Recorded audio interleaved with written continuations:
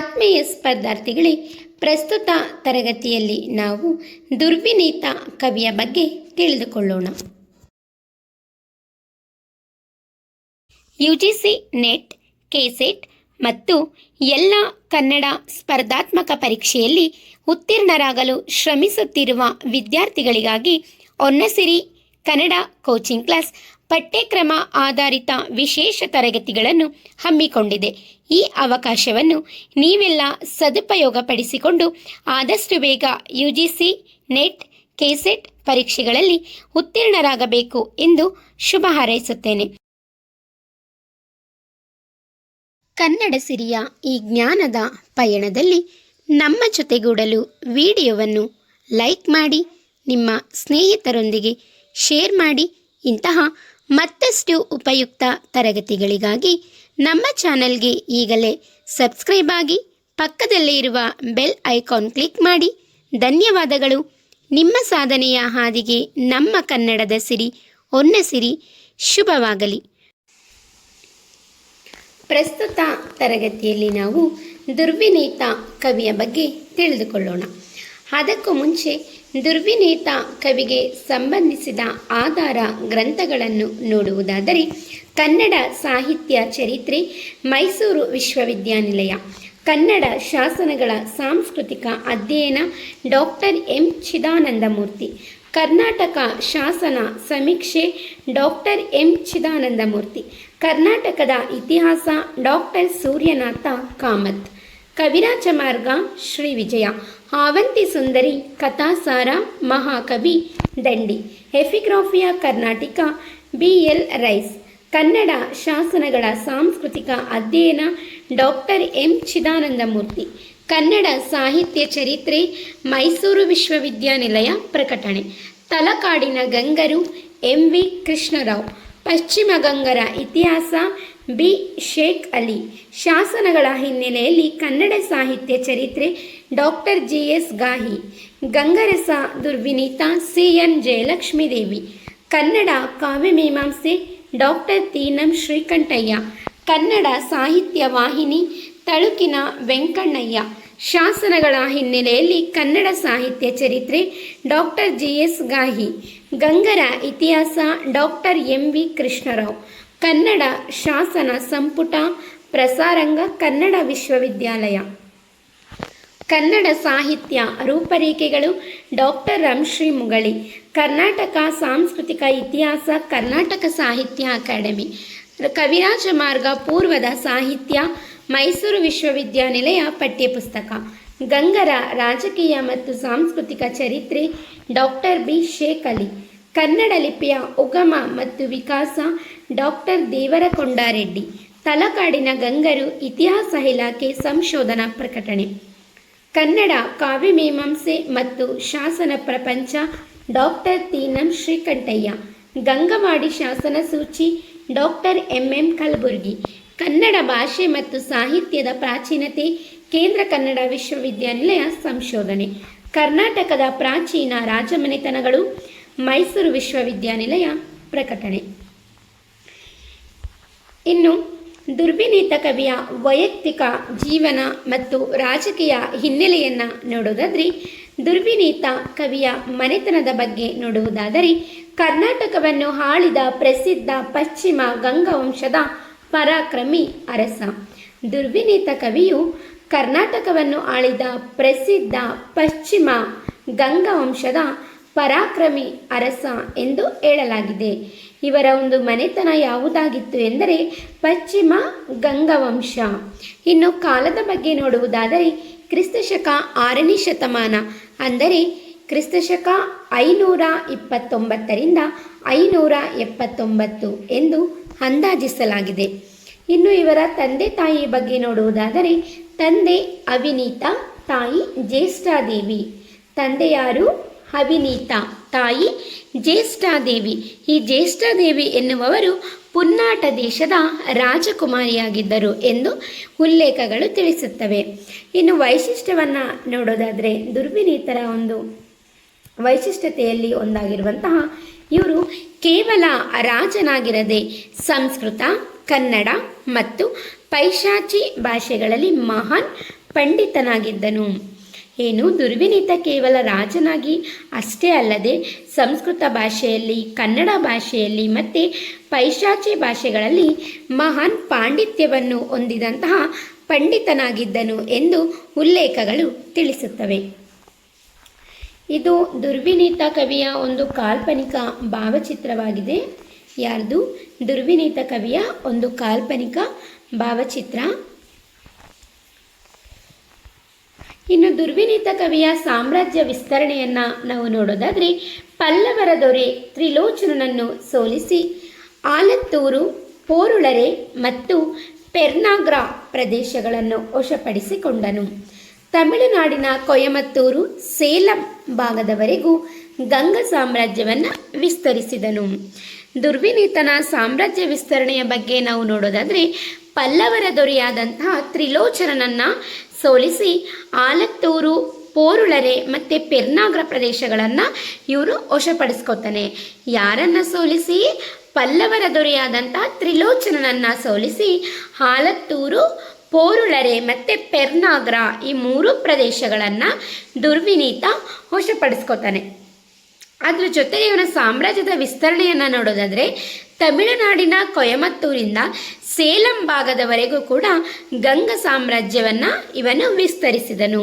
ಇದು ಇವನ ಸಾಮ್ರಾಜ್ಯದ ವಿಸ್ತರಣೆಯಾಗಿದೆ ಎಂದು ಹೇಳಲಾಗಿದೆ.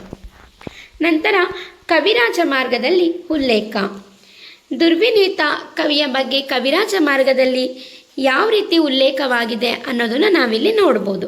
ಶ್ರೀ ವಿಜಯನ ಕವಿರಾಜ ಮಾರ್ಗದ ಅಂದರೆ ಕ್ರಿಸ್ತಶಕ 850 1ನೇ ಪರಿಚ್ಛೇದದಲ್ಲಿ ಇವನ ಹೆಸರಿದೆ. ಶ್ರೀ ವಿಜಯ ರಚನೆ ಮಾಡಿರುವಂತಹ ಕವಿರಾಜ ಮಾರ್ಗದಲ್ಲಿ ಇವನ ಹೆಸರಿರೋದನ್ನು ನಾವು ನೋಡ್ಬೋದಾಗಿದೆ. ಅದು ಎಷ್ಟನೇ ಪರಿಚ್ಛೇದದಲ್ಲಿ? 1ನೇ ಪರಿಚ್ಛೇದದಲ್ಲಿ. ಕವಿರಾಜ ಮಾರ್ಗದಲ್ಲಿ ಒಟ್ಟು 3 ಪರಿಚ್ಛೇದಗಳನ್ನು ನೋಡ್ಬೋದು. ಆ 3 ಪರಿಚ್ಛೇದಗಳಲ್ಲಿ 1ನೇ ಪರಿಚ್ಛೇದದಲ್ಲಿ ದುರ್ವಿನೀತ ಕವಿಯ ಹೆಸರಿರೋದನ್ನು ಇಲ್ಲಿ ಉಲ್ಲೇಖಿಸಲಾಗಿದೆ. ಇನ್ನು ಕವಿರಾಜ ಮಾರ್ಗದ ಮೂಲ ಪದ್ಯದ ಸಾಲನ್ನು ನಾವಿಲ್ಲಿ ನೋಡ್ಬೋದಾಗಿದೆ. ವಿಮಲೋದಯ ನಾಗಾರ್ಜುನ ಸಮೇತ ಜಯಬಂಧು ದುರ್ವಿನೀತ ಪ್ರಭೃತಿಗಳ್.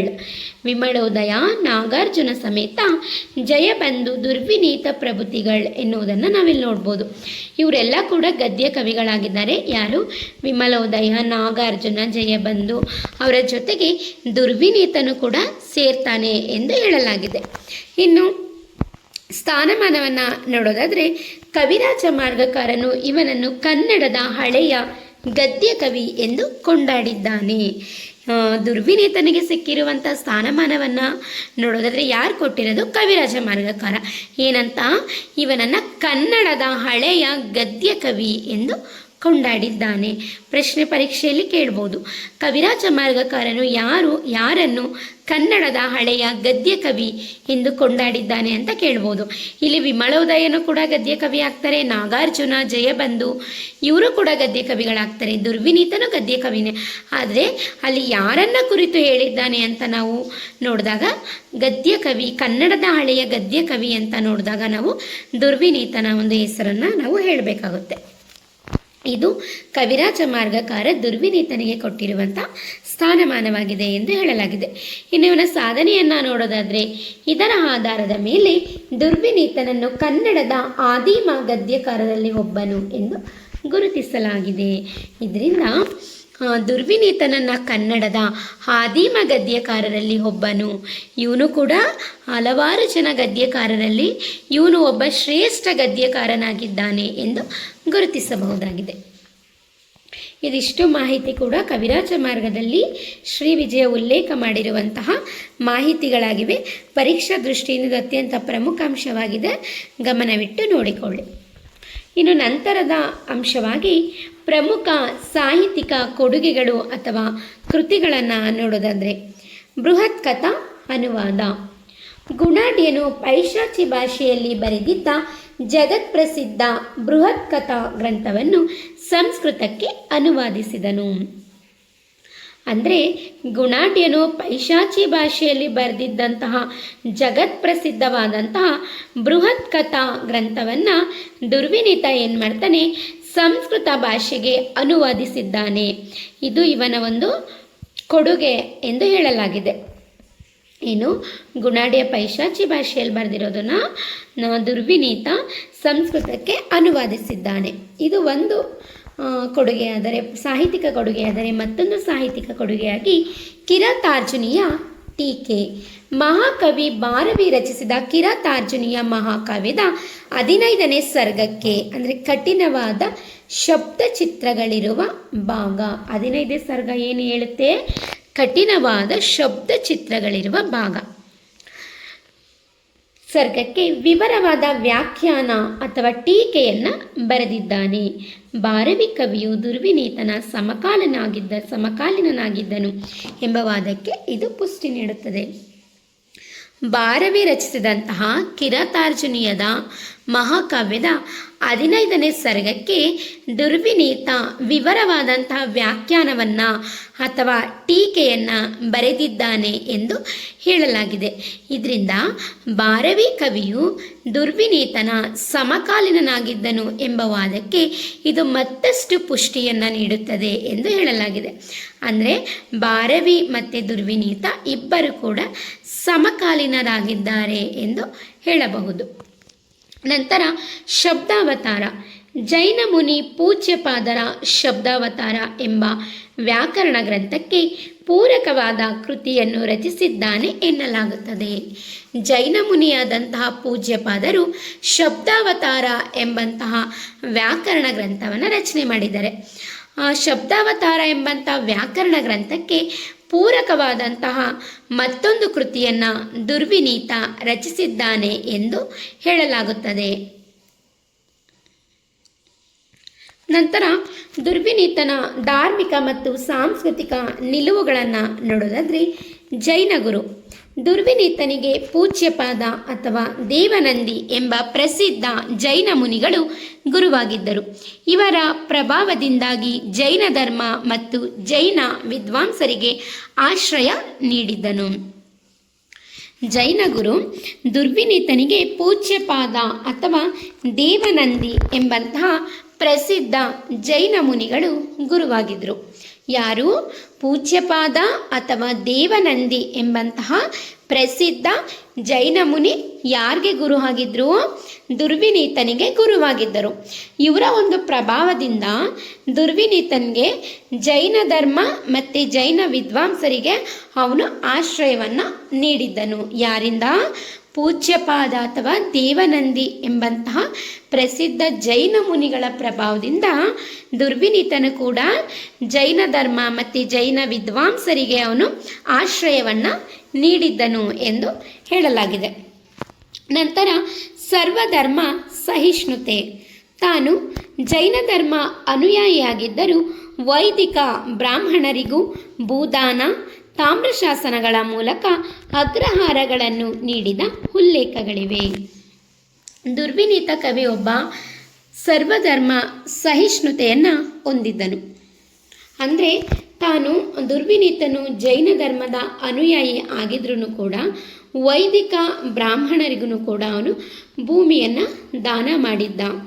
ಜೊತೆಗೆ ತಾಮ್ರಶಾಸನಗಳ ಮೂಲಕ ಅಗ್ರಹಾರಗಳನ್ನ ದಾನ ಮಾಡಿದ್ದರ ಒಂದು ಉಲ್ಲೇಖಗಳನ್ನ ನಾವು ತಾಮ್ರಶಾಸನಗಳ ಮೂಲಕ ತಿಳ್ಕೊಬೋದಾಗಿದೆ. ಇದು ದುರ್ವಿನೀತ ಕವಿಯ ಸರ್ವಧರ್ಮ ಸಹಿಷ್ಣುತೆಯ ಸಂಬಂಧವನ್ನು ವಿವರಿಸುವಂತಹ ಒಂದು ಭಾಗ ಎಂದು ಹೇಳಲಾಗಿದೆ.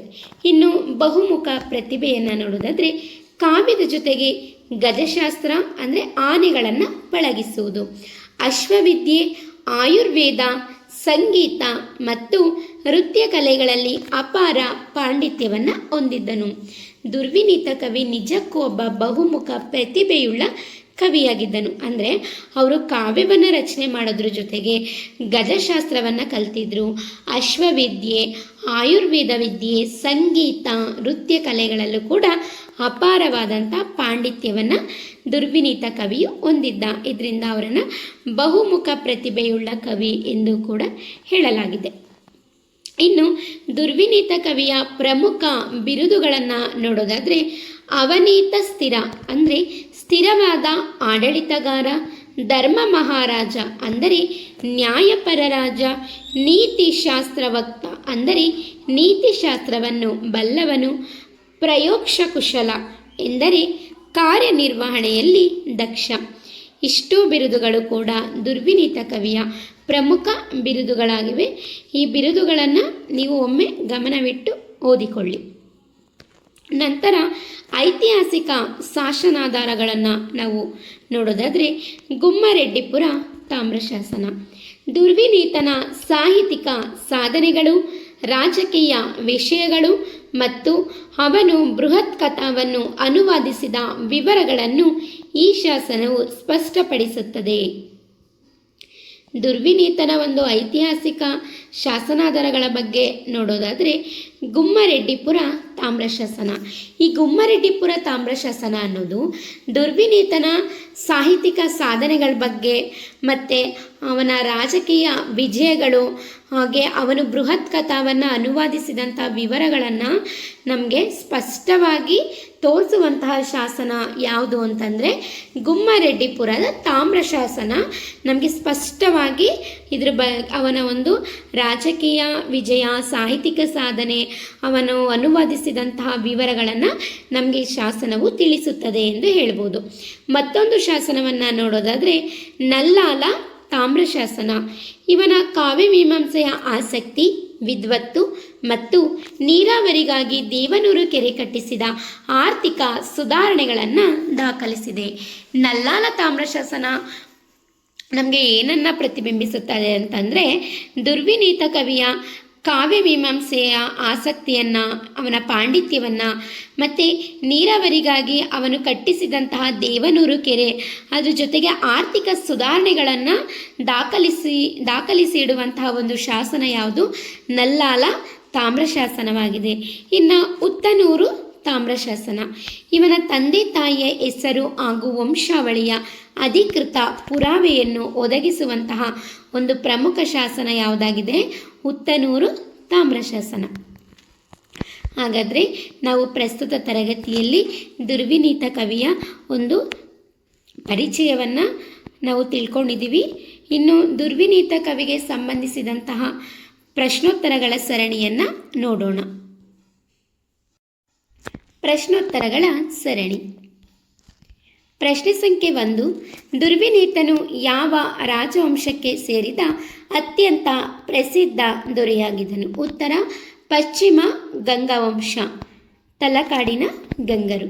ಪ್ರಶ್ನೆ 2. ದುರ್ವಿನೀತನ ಆಳ್ವಿಕೆಯ ಅಂದಾಜು ಕಾಲಾವಧಿ ಯಾವುದು? ಉತ್ತರ ಕ್ರಿಸ್ತಶಕ 6ನೇ ಶತಮಾನ. ಪ್ರಶ್ನೆ 3. ದುರ್ವಿನೀತನ ತಂದೆ ಮತ್ತು ತಾಯಿಯ ಹೆಸರೇನು? ಉತ್ತರ ತಂದೆ ಅವಿನೀತ, ತಾಯಿ ಜ್ಯೇಷ್ಠಾದೇವಿ. ಪ್ರಶ್ನೆ ಸಂಖ್ಯೆ 4. ದುರ್ವಿನೀತನನ್ನು ಪೂರ್ವದ ಹಳಗನ್ನಡದ ಪ್ರಸಿದ್ಧ ಗದ್ಯಕಾರ ಎಂದು ಮೊಟ್ಟ ಮೊದಲು ಉಲ್ಲೇಖಿಸಿದ ಕೃತಿ ಯಾವುದು? ಉತ್ತರ ಅಮೋಘವರ್ಷ ನೃಪತುಂಗನ ಕವಿರಾಜ ಮಾರ್ಗ. ಪ್ರಶ್ನೆ ಸಂಖ್ಯೆ 5. ಕವಿರಾಜ ಮಾರ್ಗದಲ್ಲಿ ಗದ್ಯ ಬರವಣಿಗೆಗೆ ಹೆಸರಾದ ಯಾರನ್ನು ದುರ್ವಿನೀತನೊಂದಿಗೆ ಸ್ಮರಿಸಲಾಗಿದೆ? ವಿಮಲೋದಯ, ನಾಗಾರ್ಜುನ, ಜಯಬಂಧು ಮತ್ತು ದುರ್ವಿನೀತ. ಪ್ರಶ್ನೆ ಸಂಖ್ಯೆ 6. ದುರ್ವಿನೀತನ ಜೈನ ಗುರು ಅಥವಾ ಆಧ್ಯಾತ್ಮಿಕ ಗುರು ಯಾರು? ಪೂಜ್ಯಪಾದ. ಪ್ರಶ್ನೆ ಸಂಖ್ಯೆ 7.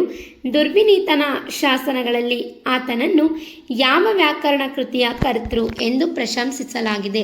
ಉತ್ತರ ಶಬ್ದಾವತಾರ.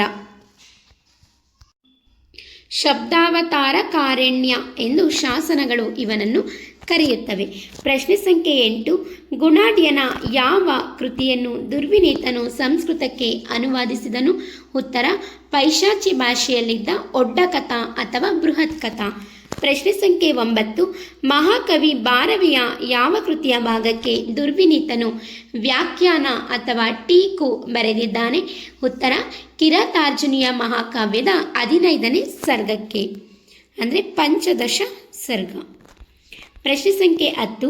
ದುರ್ವಿನೀತನ ದಿಗ್ವಿಜಯಗಳು ಮತ್ತು ಯುದ್ಧ ವಿಜಯಗಳನ್ನು ಉಲ್ಲೇಖಿಸುವ ಪ್ರಮುಖ ಶಾಸನ ಯಾವುದು? ಉತ್ತರ ಗುಮ್ಮರೆಡ್ಡಿಪುರ ತಾಮ್ರಶಾಸನ. ಪ್ರಶ್ನೆ ಸಂಖ್ಯೆ 11. ಗುಮ್ಮರೆಡ್ಡಿಪುರ ಶಾಸನದ ಪ್ರಕಾರ ದುರ್ವಿನೀತನು ತನ್ನ ಶತ್ರುಗಳನ್ನು ಸದೆಬಡಿದ 3 ಪ್ರಮುಖ ರಣರಂಗಗಳು ಯಾವುವು? ಉತ್ತರ ಹಾಲತ್ತೂರು, ಪೋರುಳರೆ ಮತ್ತು ಪೆರ್ನಾಗ್ರ. ಪ್ರಶ್ನೆ ಸಂಖ್ಯೆ 12. ದುರ್ವಿನೀತನಿಗೆ ಇದ್ದ ಕೆಲವು ಪ್ರಮುಖ ರಾಜ ಪ್ರಶಸ್ತಿ ಅಥವಾ ಬಿರುದುಗಳು ಯಾವುವು? ಉತ್ತರ: ಅವನೀತ ಸ್ಥಿರ, ಪೂಜಾಲಾಯ, ಧರ್ಮ ಮಹಾರಾಜ, ನೀತಿಶಾಸ್ತ್ರ ವಕ್ತ. ಪ್ರಶ್ನೆ ಸಂಖ್ಯೆ 13. ದುರ್ವಿನೀತನು ರಾಜಕೀಯವಾಗಿ ತನ್ನ ಸಾಮ್ರಾಜ್ಯಕ್ಕೆ ವಿಲೀನಗೊಳಿಸಿಕೊಂಡ ನೆರೆಯ ಪ್ರಾಂತ್ಯ ಯಾವುದು? ಉತ್ತರ: ಪುನ್ನಾಟ ರಾಜ್ಯ, ಇಂದಿನ ಮೈಸೂರು ಜಿಲ್ಲೆಯ ದಕ್ಷಿಣ ಭಾಗ. ಪ್ರಶ್ನೆ ಸಂಖ್ಯೆ 14. ದುರ್ವಿನೀತನು ಕೇವಲ ರಾಜನಾಗಿರದೆ ಸಾಹಿತ್ಯ ಪ್ರೇಮಿಯಾಗಿದ್ದನು ಎಂಬುದನ್ನು ಸಾರುವ ಅವನ ಬಿರುದು ಯಾವುದು? ವಿಶೇಷತೋ ಕವಿತಾ ರಾಜ ವಿರುದ್ಧೋ. ಪ್ರಶ್ನೆ ಸಂಖ್ಯೆ 15. ಸಂಸ್ಕೃತದ ಮಹಾಕವಿ ಭಾರವಿ ಮತ್ತು ಗಂಗದೊರೆ ದುರ್ವಿನೀತನಿಗಿದ್ದ ಸಂಬಂಧವೇನು? ಉತ್ತರ: ಭಾರವಿಯು ದುರ್ವಿನೀತನ ಸಮಕಾಲೀನನಾಗಿದ್ದನು ಮತ್ತು ಆತನ ಆಸ್ಥಾನಕ್ಕೆ ಭೇಟಿ ನೀಡಿದ್ದನು ಎಂದು ಸಂಶೋಧಕರು ಗುರುತಿಸುತ್ತಾರೆ. ಪ್ರಶ್ನೆ ಸಂಖ್ಯೆ 16. ಕನ್ನಡದ ಸಾಹಿತ್ಯ ಚರಿತ್ರೆಯಲ್ಲಿ ದುರ್ವಿನೀತನಿಗೆ ಸಿಗುವ ಅತ್ಯುನ್ನತ ಸ್ಥಾನಮಾನವೇನು? ಉತ್ತರ: ಐತಿಹಾಸಿಕ ಆಧಾರಗಳ ಪ್ರಕಾರ ಆತನನ್ನು ಕನ್ನಡದ ಪ್ರಪ್ರಥಮ ಗದ್ಯಕಾರರಲ್ಲಿ ಪ್ರಮುಖನೆಂದು ಪರಿಗಣಿಸಲಾಗಿದೆ. ಪ್ರಶ್ನೆ ಸಂಖ್ಯೆ 17. ದುರ್ವಿನೀತನು ವೈಯಕ್ತಿಕವಾಗಿ ಯಾವ ಧರ್ಮದ ಅನುಯಾಯಿಯಾಗಿದ್ದರೂ ಧಾರ್ಮಿಕ ಸಹಿಷ್ಣುವಾಗಿದ್ದನು? ಆರಂಭದಲ್ಲಿ ವೈಷ್ಣವ ಮತದವನಾಗಿದ್ದು ನಂತರ ಜೈನ ಧರ್ಮಕ್ಕೂ ಆಶ್ರಯ ನೀಡಿದನು.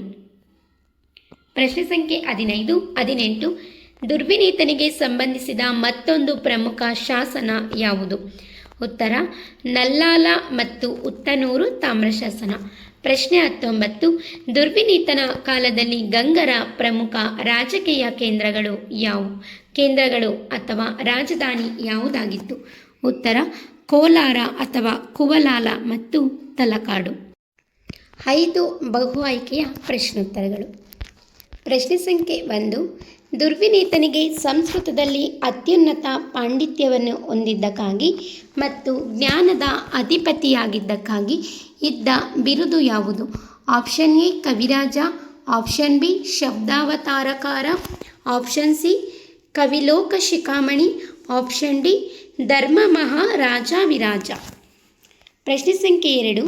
ದುರ್ವಿನೀತನು ಸಂಸ್ಕೃತದ ಯಾವ ಪ್ರಸಿದ್ಧ ಕವಿಯ ಕಿರಾತಾರ್ಜುನೀಯಂ ಕಾವ್ಯದ 15ನೇ ಸರ್ಗಕ್ಕೆ ಟೀಕೆಯನ್ನು ಬರೆದಿದ್ದಾನೆ? Option A Bharavi, option B Kalidasa, option C Dandi, option D Bhasa. ಪ್ರಶ್ನೆ ಸಂಖ್ಯೆ 3. ಗುಣಾಢ್ಯನ ಬೃಹತ್ ಕಥಾ ಎಂಬ ಕೃತಿಯನ್ನು ದುರ್ವಿನೀತನು ಪೈಶಾಚಿ ಭಾಷೆಯಿಂದ ಯಾವ ಭಾಷೆಗೆ ಅನುವಾದಿಸಿದನು? Option A Kannada, option B Prakrit, option C Sanskrit, option D Tamil. ಪ್ರಶ್ನೆ ಸಂಖ್ಯೆ 4. ಕನ್ನಡದ ಉಪಲಬ್ಧವಿರುವ ಅತ್ಯಂತ ಹಳೆಯ ಗ್ರಂಥವಾದ ಕವಿರಾಜ ಮಾರ್ಗದಲ್ಲಿ ದುರ್ವಿನೀತನನ್ನು ಯಾವ ರೂಪದಲ್ಲಿ ಪ್ರಶಂಸಿಸಲಾಗಿದೆ? ಆಪ್ಷನ್ ಎ ಅತ್ಯುತ್ತಮ ಜೈನ ಮುನಿ, ಆಪ್ಷನ್ ಬಿ ಶ್ರೇಷ್ಠ ಗದ್ಯಕಾರ, ಆಪ್ಷನ್ ಸಿ ಪ್ರಸಿದ್ಧ ಯುದ್ಧ ತಂತ್ರಜ್ಞ, ಆಪ್ಷನ್ ಡಿ ಮಹಾನ್ ಶಿಲ್ಪಿ. ಪ್ರಶ್ನೆ ಸಂಖ್ಯೆ 5. ಪಶ್ಚಿಮ ಗಂಗರು ತಮ್ಮ ಆರಂಭಿಕ ಆಡಳಿತದ ಅವಧಿಯಲ್ಲಿ ಯಾವ ಧರ್ಮಕ್ಕೆ ಅತಿ ಹೆಚ್ಚಿನ ಪ್ರೋತ್ಸಾಹ ಮತ್ತು ಆಶ್ರಯ ನೀಡಿದ್ದರು? ಆಪ್ಷನ್ ಎ ಬೌದ್ಧ ಧರ್ಮ, ಆಪ್ಷನ್ ಬಿ ಜೈನ ಧರ್ಮ, ಆಪ್ಷನ್ ಸಿ ಶೈವ ಧರ್ಮ, ಆಪ್ಷನ್ ಡಿ ವೈಷ್ಣವ ಧರ್ಮ. ಈ 5 ಪ್ರಶ್ನೆಗಳಿಗೆ ಸರಿಯಾದಂತಹ ಉತ್ತರವನ್ನು ಕಾಮೆಂಟ್ ಬಾಕ್ಸ್ನಲ್ಲಿ ಬರೆಯಿರಿ. ಹಾಗಾದರೆ ನಾವು ಪ್ರಸ್ತುತ ತರಗತಿಯಲ್ಲಿ ದುರ್ವಿನೀತ ಕವಿಯ ಬಗ್ಗೆ ಒಂದಿಷ್ಟು ಮಾಹಿತಿಯನ್ನು ತಿಳಿದುಕೊಂಡಿದ್ದೇವೆ. ಮುಂದಿನ ತರಗತಿಯಲ್ಲಿ ಮತ್ತೊಂದು ವಿಷಯದ ಬಗ್ಗೆ ತಿಳಿದುಕೊಳ್ಳೋಣ. ಧನ್ಯವಾದಗಳು. ಶುಭ ದಿನ. ದಯವಿಟ್ಟು ನನ್ನ ತರಗತಿಗೆ ಲೈಕ್ ಮಾಡಿ, ಸಬ್ಸ್ಕ್ರೈಬ್ ಮಾಡಿ, ಬೆಲ್ ಐಕಾನ್ ಕ್ಲಿಕ್ ಮಾಡಿ. ನಾನು ಇನ್ನೂ ಹೆಚ್ಚು ತರಗತಿಗಳನ್ನು ಮಾಡಲು ನನಗೆ ಪ್ರೋತ್ಸಾಹವನ್ನು ನೀಡಿ.